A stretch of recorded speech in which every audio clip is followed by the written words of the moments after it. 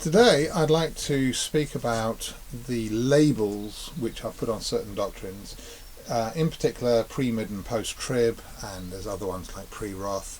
And the problem stems from the fact that most of these labels have been given to them by dispensational theologians, and they really don't express what they really are. Now, if somebody wants to be dispensational and they want to believe in the pre-trib rapture, that's fine. They should talk about their doctrine, but I don't mind them talking about other doctrines, of course, as indeed I will talk about pre-trib and dispensationalism. But when they are misrepresented, that becomes a little bit of a problem. Okay, and so I just want to look at the overall view. Now, the dispensational view is that there's one long event, the apocalypse is one long event, which they call the 7-year tribulation, and that is a framework within which they fit everything. They have the wrath of God that's poured out, and they have the different events that go on, and everything fits into this one box. Okay, and of course they have the pre-trib rapture, which is the rapture right at the beginning before the tribulation. That's fine. If you want to believe that, that's fine. But the problem comes when they start to put other doctrines on that time frame. Now, mid-trib might fit on that doctrine, on that doctrinal framework, the idea that there's a 7-year tribulation, because they actually, some of them actually do believe in a 7-year tribulation, and they believe that it's at the halfway point that Jesus will come and take us away. And so that's fine, but I'm a little bit uncomfortable with it, because when I talk to most people who are labelled as mid-trib, actually I find out that they're not. And again, that's a label that's been put on them by dispensational theologians. Okay. Likewise, the post-trib rapture. Now, I allow people to call me post-trib because it's the simplest way of saying at the end. Okay. But actually, it's a misnomer. That's not what I believe. I don't believe that it's after the tribulation, okay, because I don't believe in a 7-year tribulation as such. We will talk about what I do believe in and what I do see in Scripture as we go on. And often, recently, over the years, I've heard people say things like, oh yeah, there's pre-wrath, that's, in simple terms, about 3/4 of the way through. That's a particular point of view. I don't think I'd call it pre-wrath as such. It's a specific view of that. It's interesting, actually. There was one particularly well-known teacher who I was told categorically, oh yeah, he's mid-trib. And then I heard him talking about mid-trib doctrines, and he was derisive, and it was quite clear that he was not mid-trib. So I spoke to him and listened to some of his teachings, and in fact he was pre-wrath, but he had allowed people to call him pre or mid-trib because they were pre-trib, and they couldn't get out of this way of thinking that there was a 7-year tribulation, and so they relabeled him as mid-trib, and he wasn't mid-trib at all. He was pre-wrath. And that's quite different, totally different. As you will see, really we can't fit any of these labels on this framework. Often people say things about different doctrines because they don't understand them. I'll be honest, I don't understand pre-trib doctrine. I don't understand dispensationalism. I just don't see it in the Bible at all.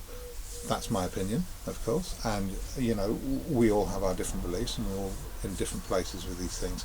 But it becomes a problem when we start to misrepresent other doctrines. For example, I've heard people say pre-wrath is a new doctrine, and they've said, there was one in particular who said it was only something that had come up recently. I thought it was interesting, actually, just as an aside, if I might digress. Actually, there was an essay, a quite well-known essay by a well-known teacher about Pseudo-Ephraim. Pseudo-Ephraim, somebody who wrote in the early centuries, and there was a quote that was cut out and often posted around sort of on Facebook and different places, which appeared to say that Pseudo-Ephraim was pre-tribulational. Actually, I'd recommend, if you're interested, look that up and look up his whole essay. Read his entire essay. It's quite long. but it's quite clear that he's not pre-trib. He talks about the church suffering under the Antichrist and the church going through all the troubles, but he believed that in fact we would be raptured just before the final outpouring of God's wrath, in other words Armageddon. So really he was somewhere to the right of this arrow, if you want to put it on that framework, but you couldn't put it on that framework because that was not the framework that is used. Okay, so anyway, let's move on. It just goes to show how people will sometimes misrepresent different views. Pseudo-Ephraim was not pre-trib, and to cut and paste a quote from him was borderline dishonest. And so we look at this and really we begin to realize that we can't use these labels on this time frame at all. You can't try to fit them. They're foreign to it. You can't fit them together. You can't use one to describe the other. And I would really question whether or not we can even use mid-trib rapture on this time frame, because many people who are labeled as mid-trib are actually pre-wrath. Okay, so let's have a look. The first distinction I want to make is about the label tribulation. Now, as I was saying before, people have the 7-year tribulation into which they then fit all the other events. That's their box, that's their framework, and they fit everything into that. Now that's fine if you want to do that, but I'm going to demonstrate why we don't. Okay, and the thing is that we have to look at the word tribulation in Scripture and find out what it really means. Okay, I recommend that you get an app on your phone. It's very easy now. Get a Bible with Strong's numbers, but get one that will allow you to draw up all occurrences. Don't bother with Strong's dictionary, all right, because otherwise you're just taking the word of man for what something means, and it might have the wrong definition, you know. And so therefore what you want to do is go through all the verses in Scripture and see how this word is used. All right, so get a Strong's Bible with Strong's numbers, those where you can actually find all occurrences, and then when it lists them, then you have all the verses where this Greek word is used. Okay, now for this word thlipsis, we're going to ask who is doing it, what are they doing, who are they doing it to, and why they do it. Okay, and so we look at a first scripture where thlipsis is used. You've got Matthew 13. This is a parable of the sower. You know, the seed that is sown, and it talks about one seed that springs up, but then when trouble comes, then he falls away. Okay, and he says actually trouble or persecution. Okay, now it doesn't say who's doing it, but it does say what they're doing. It says persecution or hardship, and it says who they're doing it to. Well, it's a new believer. It's somebody who's sprung up. They've received the word. They've become a believer. And so therefore we can see from that it's persecution and it's against a believer. All right. And as we go through each verse, then we will see how they work. Matthew 24, very significant, from the Olivet Discourse, in the middle of what people call the tribulation. Then it says that he says, you will be persecuted and killed. Who is you? Okay, well, it's believers, it's the disciples. What is happening to them? Well, they're being persecuted and killed. Who does it? Well, it's the world. And why do they do it? It's because they're Christians, because of their faith, because they're preaching the gospel, because they're righteous, and the world doesn't like that. So we see that it's the world persecuting believers for their faith. All right. Straight after that, in Matthew 24, then it says there that the tribulation will be great. It's in the context of the Antichrist, or the man of sin, the abomination that causes desolation. And so therefore we see it's the man of sin in particular, but the world in general is persecuting believers for their faith. That's also used in Revelation 7 to describe the martyrs who are coming out of the Great Tribulation because they are being slaughtered for their faith. All right. So again, the world is persecuting believers for their faith. They're martyrs. This one is actually a reference to the verse before, because he's just been talking about the tribulation. In fact, he's been talking about the Great Tribulation, and he says that after the tribulation the sun and moon will change, and then you have the return of Jesus and the gathering. There are occasional exceptions. This is talking about obviously somebody who's expecting a child, and there's this idea that in fact there are sorrows that then lead to the creation of a new life, and so it's an illustration. It's to say that it's worth getting through the tribulation in order to see the glory that's beyond. Okay, that doesn't really explain or define it in the same terms. John 16 verse 33 does, though. Jesus actually says, in the world you will have tribulation. Who's you? Disciples. Okay, so it's the world persecuting believers for their faith. And you see that this definition goes on throughout Scripture. We do have occasional twists on this.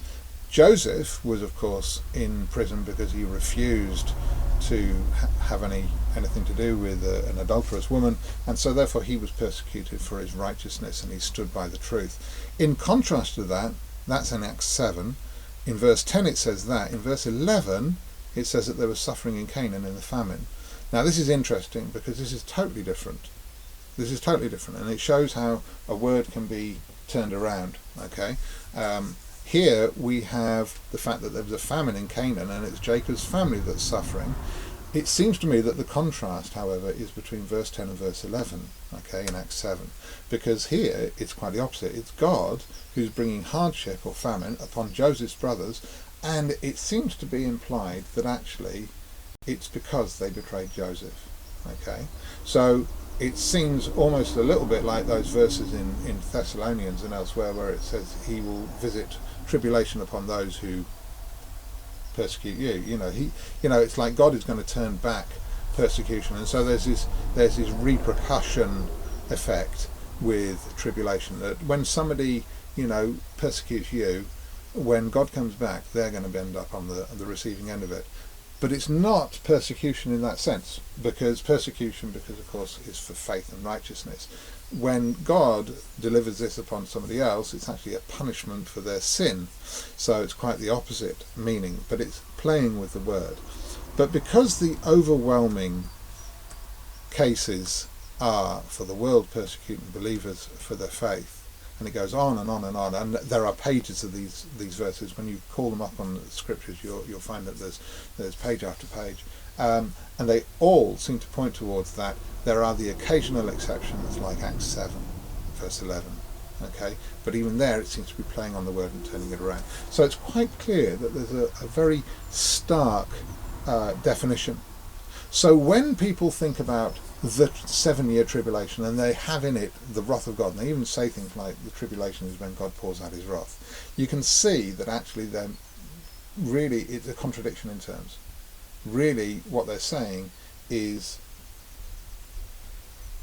completely upside down. It's back to front, and it really needs sorting out. You can't call the wrath of God, or the time when God pours out his wrath, you cannot call it the tribulation, because tribulation is persecution of believers, and the wrath of God is against unbelievers. In fact, let's see that. As you look at the word wrath, the word is orger. Again, there's a Strong's number, so you can just call it up on your phone, and you will get a long list. Okay, and we again will ask who's doing it, what are they doing it, who are they doing it to, and why. Okay, Luke and Matthew, speak about the wrath to come. Okay, so who's sending the wrath? Well, it's God. What is it? It's his anger. Who is he angry with? The unsaved, the rebellious, the unbelievers. Why is he angry? Because they don't believe, because they're rebellious. Okay, and so we see that it's God sending judgment against the ungodly for their unbelief. All right. And as we go through, there are occasional exceptions. That's a kind of exception. It's Jesus who's angry with the ungodly because they wouldn't believe what he was saying. But generally speaking, it's always from God, it's judgment against the ungodly, and you can see it's the same again and again and again. Specifically there in Romans 2, it's interesting, because Romans 1 has said that the wrath of God is revealed against ungodliness. It says it is revealed, so it is being revealed in the here and now. God's wrath, it says in John 3 verse 36, rests upon those who do not believe. And so God's wrath is poured out at all times. Zechariah 1 talks about the horses, the different coloured horses, which are very much like the riders of the apocalypse. And they are roaming throughout the earth all the time, and they're doing God's work, they're restraining evil, they are controlling what's going on, and they're meting out justice. But it's measured, it's very subtle. Okay, now in the day of wrath, Romans 2:5, then it's a totally different story. In the day of wrath, it's unmeasured. It is the fury of God's wrath. It's a foam of it, you know, and there he pulls it out in full measure, and that's a completely different stage altogether. So the wrath of God is here generally anyway, but then there's a day of wrath, which we will see later on, okay? And this is associated with the Revelation, with the Apocalypse, okay? Very important, because you see again, it's God's judgment against the ungodly for unbelief. Therefore, you cannot call these end times stages, you cannot call them the tribulation, because this is wrath, and this is not the same as tribulation. You can see how they're complete opposites, and it goes on, same definition nearly all the time. There are a couple of exceptions, but really this is not a different definition in Romans 5. It's saying that we're saved from it, okay? So it's still God's judgment against the ungodly for unbelief, and we're saved from that. The church is not appointed to wrath, okay?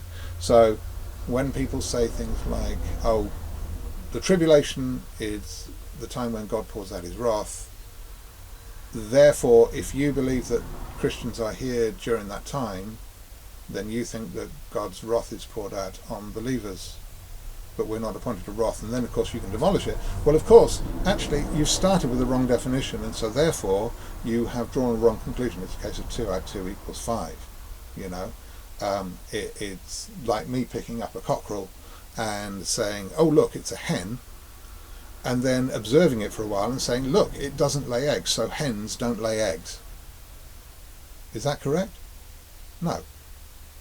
I've picked up the wrong thing. It's not a hen, it's a cockerel. Okay? And when you have the wrong definition, then it means that all the things that you come from that, if this, if that, if the other, if the first thing is wrong, then the next thing will be wrong, the next thing will be wrong. And so you can see how this basic study is so vital to setting in a good foundation to clarify exactly what the end times are about. All right? And so we see that there is a very clear definition for tribulation and wrath, and they are complete opposites. One is from the world, or Satan, and one is from God. One is persecution, and it's unrighteous, okay? And the other one is punishment, which is righteous, okay?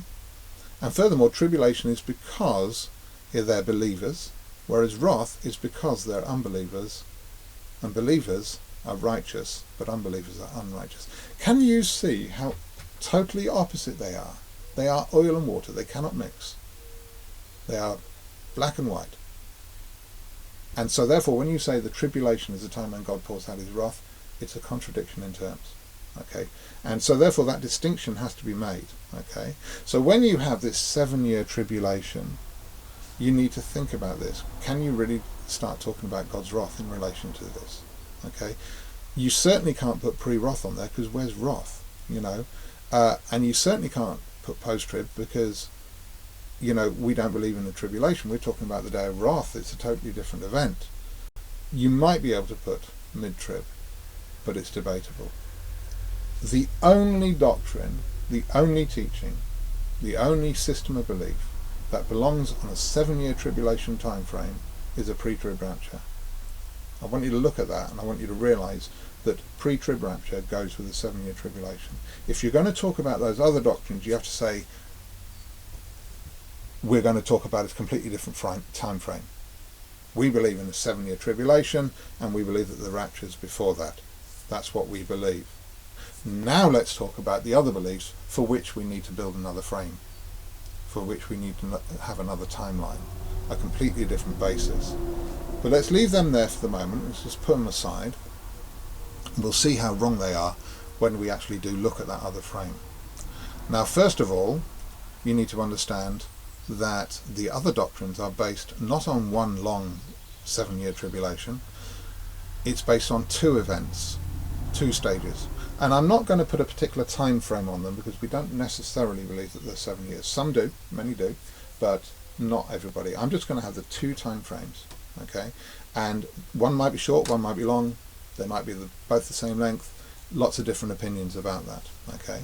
First of all, we're going to talk about the first frame, okay, the first stage. This covers the first 6 seals, which then end with the moon turning to blood and the sun going dark. And that's a checkpoint. You find that at the end of Matthew 24 as well, which means that Matthew 24 and Revelation 6 and 7 are parallel, because it's at the end of the sixth seal that you have the moon and the sun changing. So we've got one stage. Okay, now looking at the details of this stage, it's interesting because the first four riders in the apocalypse are the sort of elements of sword, famine and plague, which are very much elements of God's wrath, or expressions of God's wrath in the Old Testament. I mentioned before Zechariah 1. In Matthew 24 and verse 6, Jesus said there would be wars, rumors of wars, famines, pestilences, and also earthquakes. Okay, so you've got sword, famine and plague. Those are the expressions of God's wrath, but it's measured. Later on we'll see how he pours it out in full measure towards the end. All right, but you've got wrath there. But then in Matthew 24 verse 9 he said they will hand you over to tribulation and to be killed. Okay, in verse 21 he says that it will be a great tribulation. Now you notice that I use great tribulation with a small g and a small t. It's not an event, the great tribulation. It's a description of what's going on. There's widespread persecution. It's not a specific event that starts here and finishes there. It's a description of what's happening to the saints. And indeed, coming back to the seals, of course, the fifth seal is the martyrs, which in chapter 7, Revelation 7, are described as these who are coming out of the tribulation. Why? Because they're being slaughtered day by day. There's a death toll that goes on day by day. They are coming out of the Great Tribulation. Okay, and so therefore we see that there are two things. Okay, what do we call this stage? We can't call it the tribulation because it includes the wrath of God, and that would contradict what tribulation means. Jesus did describe these as the beginnings of sorrows. Just the beginnings, just the start, right, of sorrows. Okay, so we might call it the sorrows, but then the tribulation that the saints are suffering is not part of the sorrows. Okay, it's a separate thing that's going on. Now they might go on at the same time, but it's the persecution of the saints while the people are suffering the sword, famine and plague of the four riders. Okay, just as indeed God is pouring out his wrath even now, as we read in Romans 1 and in John 3 verse 36, but also of course there are people who are being persecuted. And we see that in the life of the apostles and all of the church all the way through history. And sometimes it's become dreadful at times, but it's not been a specific event that started here and finished there. It's really a description of what's going on. So what do we call this? Can we call this the tribulation? Well, we can't use that as a blanket term for the whole of this first stage, because part of it is the wrath of God, and that's a contradiction. Okay, so I just prefer to call it the signs. Okay, that's my overall label for it. Other people sometimes call it the tribulation. That's fine, but I object to that because it includes wrath. Okay, what happens next? Well, it says that the sixth seal is the sun going dark and the moon, okay, turning to blood.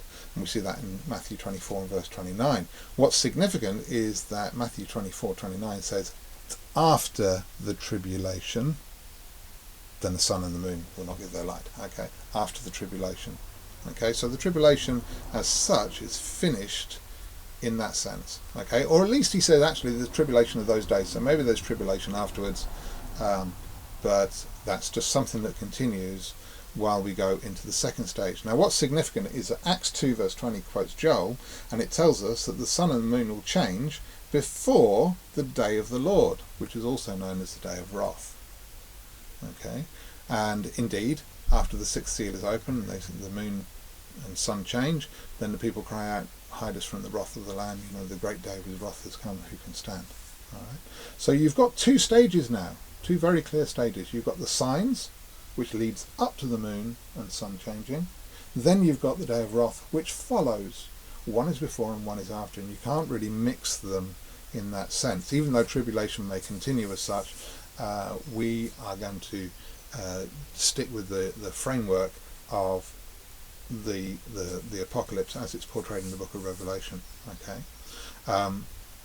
so when you actually read on, you find out that actually this is Revelation 8 to 20, and it's during this time, it's after the moon turns to blood and the sun changes, that you get the seventh seal, and God pours out his wrath in full measure, because you have the seventh seal, which is followed by the trumpets and bowls, or some people include them with each other.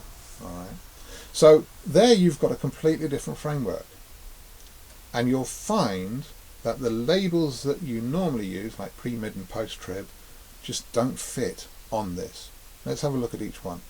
Okay, first of all, you could talk about pre-trib rapture as being at the beginning, because after all, it doesn't really matter what happens after, whether it's one stage or two stage, it doesn't really matter. It's at the beginning, and it's quite a clear position. However, it doesn't really belong there, because as we pointed out, the whole thing is not called the tribulation.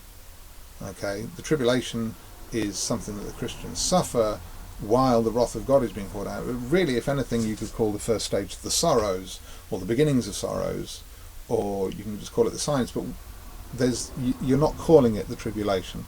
And so therefore, really, we can't put pre-trib on this chart at all. It just doesn't belong there. Leave it off. All right. What about the next one? Mid-trib.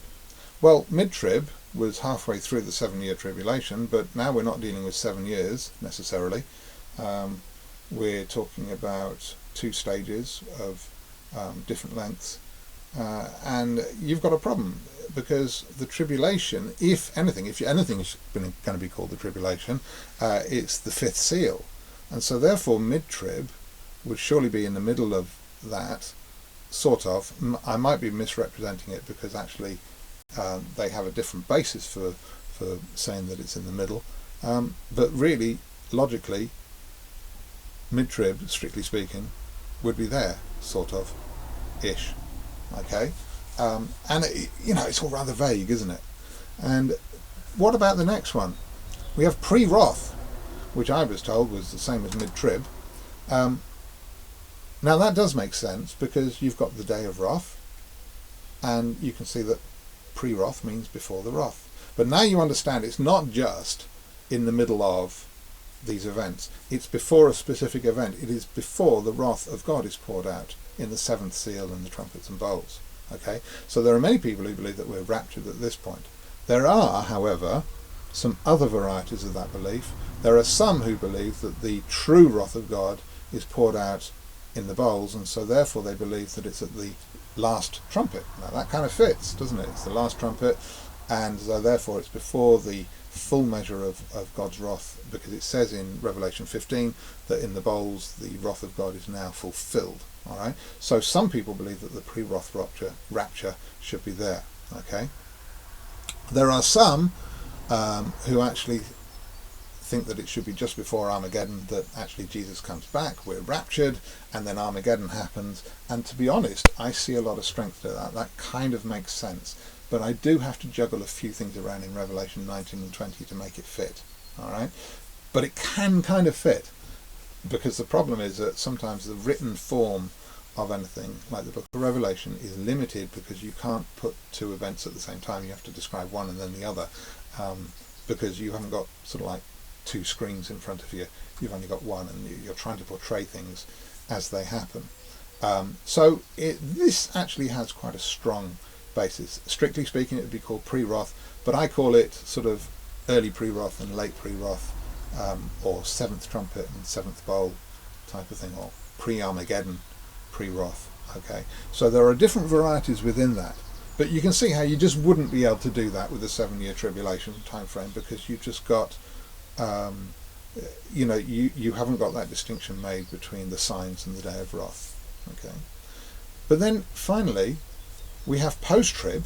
Now post-trib is what I allow people to call me, and I even call myself that, because I haven't got time to explain everything that I've just explained to you there about the signs and the day of wrath and the 2 stages. So I allow people just to call me post-trib, okay, because it's just a quick way of saying, yeah, I believe it's right at the end. Okay, the problem is this: look at that chart. Where is it pointing? Where is that arrow now pointing? It's not pointing at the tribulation. Where was the tribulation? Well, the tribulation is during the signs. At least the Great Tribulation is during the signs. So therefore, post-trib would mean after that, which means that post-trib needs to move to here, if the first stage can be called the tribulation. I don't call it the tribulation. Okay. But there you have an interesting point, that post-trib is not right at the end. Post-trib is there. And in fact, if you look up a few people who are pre-wrath, they will also describe themselves as post-trib. Okay, so pre-wrath and post-trib are actually one and the same on this chart, whereas they were nowhere near each other on the dispensational framework that we looked at before. Okay, so what do we call a belief that the rapture is there? You see, Revelation 19:11 says that the Lord appears as the rider on the white horse. Then Revelation 20 verse 6 says that's the first resurrection, so there isn't a resurrection before that. This is the first one, and you've got the return and the resurrection. Thessalonians says that you've got the return followed by the resurrection, and after that we who are alive will be caught up. So you've got a return, resurrection and rapture in order all together at that time. And it's interesting because Thessalonians 4 says that we who are alive until the parousia, until the return of the Lord. Okay, so it's making it very clear that we're here right till the end, and there's a return, resurrection and rapture all together. So what do we call it now if it's right at the end there? Well, it's after the day of wrath, isn't it? It's not after the tribulation or the signs, it's after the day of wrath. And so therefore it should be labelled as post-wrath rapture. Okay, and that is what I believe, because I go with Revelation 19, Revelation 20, and then the rapture. Okay, and it's interesting actually that as a Pentecostal mission, we have that fundamental truth says that we believe in the premillennial second advent as our blessed hope, and the scripture that is quoted is Revelation 20. So you have to believe that the blessed hope is right there at the end. Okay, now I've heard some people saying quite the opposite, and in fact they've even called it the blasted hope. Well, be very careful, because the scripture says that it's the epiphany which is our blessed hope in Titus. It's the epiphany, and the epiphany is the physical appearance of God on earth, and it points, all the scriptures about epiphany, they point to either his first coming, which is 2,000 years ago, or his second coming, which is here in Revelation 19. All right. So, it's interesting to see those different views. All right. And it's interesting to compare them with each other. As we simplify this chart, you can see that actually post-trib and pre-wrath are the one and the same, and post-wrath is one that's right at the end. Like I said, there's the other varieties of pre-wrath, the seventh trumpet and the seventh bowl, but compare that to the dispensational framework and you'll see that the only one that actually fits that framework is the pre-trib. You can't put post-trib there, because look at the difference between post-trib on the top frame and post-trib on the bottom frame. Okay, you really can't put any of these labels. Mid-trib doesn't belong there, pre-wrath doesn't belong there anywhere, okay, and post-trib just doesn't belong there. As you can see, just look at that. Pre-trib doctrine belongs on a 7-year tribulation time frame. That's the only one you can put on that time frame. Don't try to label post-trib or post-wrath or pre-wrath or any of those other doctrines with this time frame, because it just misrepresents them. Okay. To explain what those other beliefs are, you need to say, I think the following. I think you need to say the other doctrines about the rapture are based on an apocalypse which is in 2 stages, the signs and the day of wrath, and they are divided by the moon and the sun changing. The first stage, which is the signs, can be understood as both the wrath of God and the tribulation of the saints, persecution of the saints. Okay, and after that, when the moon turns to blood, then you can have a rapture if you're pre-wrath or post-trib. Okay, that fits Matthew 24, because of course Matthew 24:29, after the tribulation, the moon and the sun will not give their light. Then you have the return of Jesus, and he gathers his elect from heaven and earth, which is the rapture and resurrection. All right, so that's the post-trib and pre-wrath rapture. Now, a lot of people call me post-trib, but they would be wrong if they thought that that's when I think that the rapture is. I think that the rapture is right at the end, which is post-wrath. And you have to explain, we've got 2 stages. There's the signs, then the moon turns to blood and the sun goes dark, then you have the day of wrath. And it's in relation to those two events that we place our doctrines of pre-wrath or post-wrath, okay, or indeed post-trib. But whereas post-trib normally is understood to be right at the end because people are locked in to the 7-year tribulation doctrine, only pre-trib can be described in those terms. And so, it's my heart that you would express yourselves properly, that you would be accurate in what you say when you're talking to people. And this is made as a video to try and explain that and unfold that so that you can actually grasp it and actually understand what other people believe. There are, of course, other varieties. There are some who are post-wrath or post-trib, and they say, oh no, I think this and that, and they'd argue with what I said there, and that's fine. I've generalized. I've spoken about a general position. I've also spoken from my own personal point of view, and I think that should be borne in mind. Here's a few more scriptures for you to think about. Revelation 9 verse 4 talks about the plagues that are sent out, the locust, scorpions, and they are told not to touch anybody who belongs to God, who's sealed. And it's interesting that you've got an expression there, the wrath of God being poured out while the saints are here on earth, and yet the saints are not touched. And I want to make that clear because Exodus 12:13 is a good example as well, where you've got the plagues of Egypt. God did not take the people out of Egypt, did not take the Israelites out of Egypt before he poured out the wrath. The wrath was poured out while they were still there, but yet they were not touched. And God said, I will make a distinction. I will make a distinction, and people will see that distinction. And that's vitally important, okay? Clearly, in the last plague, those who were covered by the blood, when the angel of death came and the plague came, it passed over. And we use the term Passover very significantly because it's very much pointing towards the end times. Okay, Matthew 24 verse 15 is talking about the tribulation. Once you've defined tribulation as persecution of believers, there's no way that you can say that there are no believers there.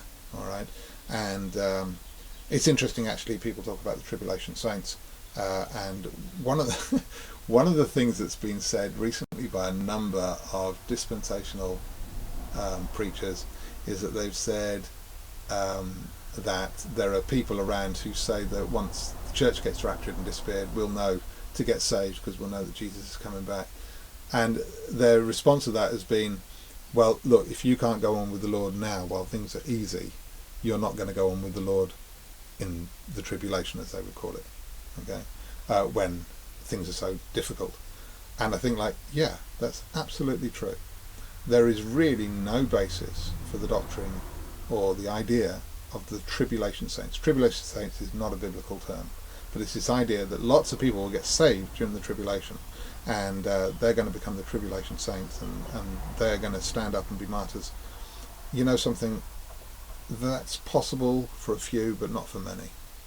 I think it's unlikely that people will come to faith without any Christians around to lead them to faith, and they will come to faith and then suddenly find the strength to be martyrs.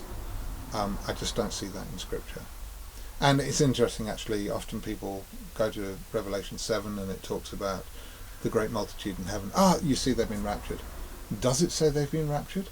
No, because he asks the question, who are these? And he says, they are they who are coming out of the Great Tribulation. In other words, they're martyrs. They haven't been raptured to get there. Does the Scripture say that? No. They've died for their faith. They're martyrs.